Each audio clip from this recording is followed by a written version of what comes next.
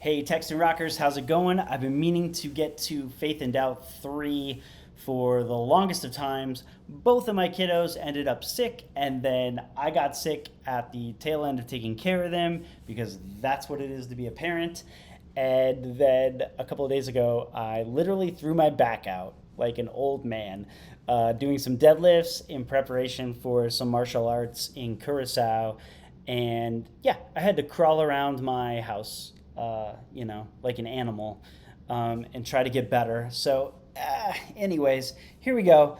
I'm feeling better. I've got Faith and Doubt 3 for you today and all sorts of surprises as we wrap up this series. Um, I actually had an hour and a half interview with a friend of the show and fellow Truman State Bulldog about how she's thinking about this series and some questions she had, and it turned into a great conversation. So I'm chopping that up into supplementary episodes between Faith and Doubt 3 and Faith and Doubt 4. And then Eric and I are back in the studio. As of yesterday, we did like 2 episodes that turned out to just be bangers. I'm really excited to release them. And we're prepping for a live show at a little place called Press Coffee in Iowa City. And I finally have a book coming out in not too short of time. That'll be like the 3rd collection of poems that I've made. And I have a nonfiction book on Jesus that I'm working on. I think I'm going to call it Full Metal Jesus. Which when the title like makes you laugh out loud, first of all, you have to be a millennial to remember the movie Full Metal Jacket about, what brainwashing kids to go to war actually does to a person psychologically. But then, turning that title from Full Metal Jacket into Full Metal Jesus, yeah, when a title makes you laugh out loud, it's a good title. Okay, so Faith and Doubt 3, we're going to talk about 2 images centrally. One is a mosaic, which is like a giant picture made of all sorts of little tiles. The Roman era was famous for the development of mosaics, where entire floors of opulent homes would have all sorts of shiny and matte finished tiles put together to make these elaborate pictures. You can Google Roman floor mosaics, and they're just astounding if you think about what it took for artisans to make them. And the big idea behind a mosaic is if you lose the little pieces, the little individual contributions, it ruins the big picture. But if you're not looking for the big picture, then you just have a bunch of meaningless, tiles. And so viewing faith as a mosaic where all of the pictures and conceptions in the buckshot we've talked about of divinity and biblical literature draws together a larger picture that you can't pin down, it's a great image for thinking about God. And then secondly is a creed. So mosaic and creed. And a creed is the idea that you're pinning yourself to a way of living. Rather than arguing over whether it's provable all the time, you've simply decided, for me, this is the way I live and this is the way I operate, and it gets me by most of the time. And so faith as creed. So that's the title of Faith and Doubt 3. God as mosaic, faith as living out a creed. Those are my 2 little definitions I want you to think about. Okay? So there comes a point, at least for me, after my graduate seminars and theological hair splitting and seasons of deconstruction and reconstruction and sometimes raw prayer and anger and even shaking my fist at the whole discussion of God, there comes this point where you realize something really unsettling but also really freeing. You're never going to land on a final airtight picture of God. It's just not going to happen.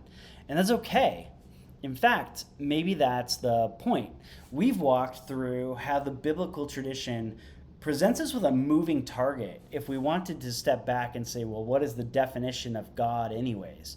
We've had God as a man in a garden, God as a storm on a mountain, a cosmic architect, an intimate parent, a consuming fire, an embodied guy, a spirit beyond comprehension. And we've talked about how every single age, culture, and person actually projects their longings upward and then names what they see. That's how humans come up with gods, and that's how religion works.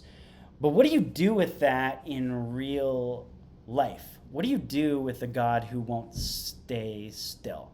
When you start to live with this awareness, you notice really fast that God refuses to stay put altogether. The moment you think you've got the image nailed down, life comes along and kind of shakes the frame of how you expected divinity to act or how you thought God fundamentally operated in God's world. Whether it's a diagnosis or a betrayal of someone you never expected to sell you out, a miracle you didn't ask for that surprised you and broke your boundaries of what you thought was possible, a silence you can't explain, and suddenly the God who felt so solid and clear and in focus yesterday looks shaky and blurry again. That's actually the story of the Bible that ties it all together. God is surprisingly unsettled in the Bible. He shows up by the rivers of Babylon when he's supposed to stay put as a local storm god. He shows up in the last imagery you might ever expect. He shows up as a person walking around in the creation for God's sake. But God still shows up, and hardly ever in the way you are looking for him to show up. And so this is not a sign, actually, that you've lost your way when you realize you can't pin down God. It's actually the same story. It's actually the greatest story of the prophets, the psalmists, the apostles. It's what they lived, lauded, and lamented. And when you enter their writings, you're witnessing them witness their experience of God. They're learning in real time to walk out what it means to live with a God who shifts, sometimes starkly, between comfort and disruption. And so this Hebrew Bible scholar I love, who's somewhat of a pirate, to be honest, and a good man, Walter Brueggemann, he calls this the rhythm of orientation, disorientation, and reorientation. And he thinks that's the cycle that runs again and again through the Bible, and that's what makes Scripture so shocking in its culture, in its time. Some of the ideas that seem commonplace to you, like God is everywhere, was absolutely jarring and shocking to the biblical authors when they experienced it and had to write it down. And so in history, faith is not a straight up and to the right line. It's a spiral that keeps passing through. Remember, these seasons that Brueggemann said are orientation, disorientation, and reorientation. Seasons of clarity, confusion, and then a deeper kind of clarity that's been through the fire and has been built into something beautiful. Okay? So how do you hold on to a God who's too big for your definitions and too wild for any of your categories? How do you find any stability and help and hope in God if God's always on the move? Well, you learn to hold the whole mosaic at once. You let all of the little pictures make up the bigger picture, and you don't ask what's what. You let the lamb and the lion live side by side. You let God be tender and terrifying, merciful and just, near and impossibly far, in flesh and transcendent. Because here's the secret. If you only keep the pieces you like, well, your mosaic won't be completed. At least not based on what the writers of the Bible put together. You'll end up with a God small enough to fit inside your pocket and entirely too small to carry with you when your world collapses. And so this is the trick. This mosaic of God actually corresponds to reality. Because reality is like that. Good and evil, love and hate, life and death, all in just one breath. Thank you, MXP. God who can hold you in tragedy is the same God who you might step back and say, well, why did you allow that tragedy in the first place? It's the same God who can stand in the whirlwind and say, well, where were you when I laid the earth's foundation? The God who can move you towards justice is still the God who thunders from Sinai to demand justice. The God who can sit with you in grief is the same God who weeps at Lazarus' tomb. And you need all of it. I know I do. I need all of it. There's this great line in Disney's The Mandalorian when someone makes fun of the Mando for never taking off his mask. They're mocking him for never removing this uncomfortable helmet. And he says, yeah, you never take off your mask out of some weird loyalty to some old religion. And the Mandalorian quickly and surely turns his helmet towards the man and says with conviction, it's a creed. He doesn't miss a beat. He corrects him. It's not an old religion, it's a creed. And this is because he's chosen a path of conviction, whether or not his emotions drag him this way or that way. He has chosen fidelity to the path and the promise of being a Mandalore. At least for me, so it is with the God of the Bible, and so it is with the Christ. I know more about doubt than any of my atheist friends, and I choose the creed. I choose the path. I die to myself daily, not because I can always argue it the best or prove it the best, but because I think it's the truest way that I know forward in a world full of chaos is to choose love, forgiveness, sacrifice, and a better world over and against what all my ideas might be about how to go about being human. It's not an old religion, it's a creed, and I choose fidelity to it.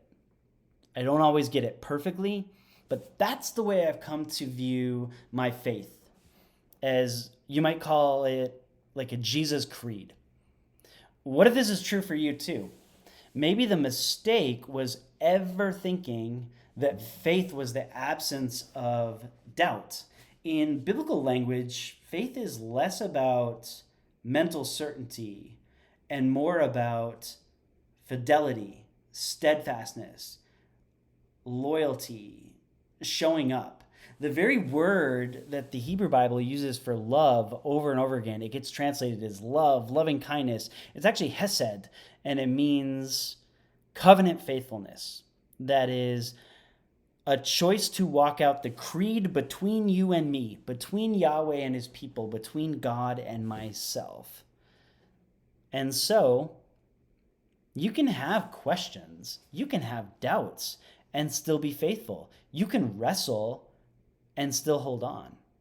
That's really the Jacob story in a nutshell. It's not clarity, but commitment in the struggle.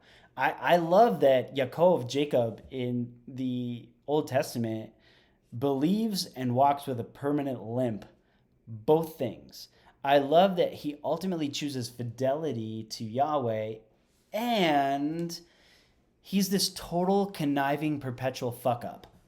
Both things, both at once. And so choose both things. Choose to have faith and uncertainty.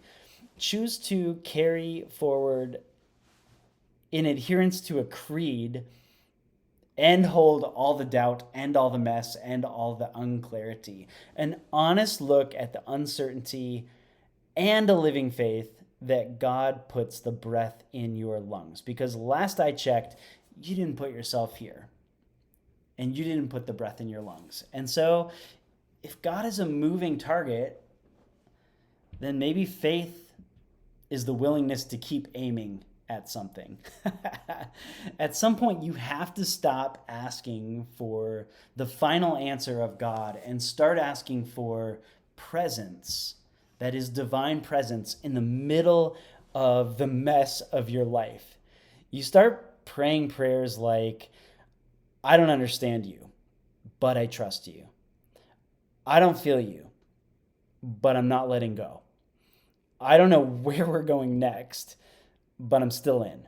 And slowly you find that the blessing is not on the other side of the wrestling match with God. It's in the wrestling itself. The questions become a part of your worship. The tension becomes a part of your prayer life. And when the next season of disorientation and fragmentation comes, and it will, you already know the way forward. Because faith in a living God will always be on the move. It will always be dynamic, unfinished, and alive. And so keep going. Keep holding the whole mosaic. Keep wrestling for the blessing. And keep in the way of a very old and very important creed. And when you're too tired to wrestle, just remember, God is not afraid of your questions. God does not seem fragile or scared of humans arguing over his reputation. Not at all. God might be in your questions. Maybe God is your questions. And the same God who changed shape for Abraham, Moshe, Yeshayahu, and will meet you exactly where you are and exactly as you need. Okay? If you still have a minute, just for a bonus, here are some books that helped me come back from a real season of questioning, of kind of whether or not my faith was worth it and whether or not I wanted to keep it. And none of them are academic, really. Some of them are by like scholars, but none of them are really academic. The first one is called A History of God by Karen Armstrong. And this is a book that chronicles the God of Christianity, Judaism, and Islam over 2,000 years and talks about what to do with it. And it's a great read. Another one is Surprised by Hope by N.T. Wright, which is all about why in the world anyone could ever believe in resurrection concerning Jesus, and what about the concept of resurrection was unprecedented and unique and really not what anyone wanted or expected, and how New Testament literature is a reaction to that curveball. Good book. Surprised by Hope, N.T. Wright. Here's another one by Richard Rohr. It's called Falling Upward. There we go. And this book, you can see, or you can't see, this is a different copy that I bought for someone else. My personal copy has notes all over the place in it because I was really working through some stuff. But the premise of this book is that actually almost everyone who lives a compelling second half of life has to blow up the first half of their life. Whether it's their faith or whether it's their old routines or whether it's their marriage or the way they have been married for the last 20 years needs to be reorganized for the next 20.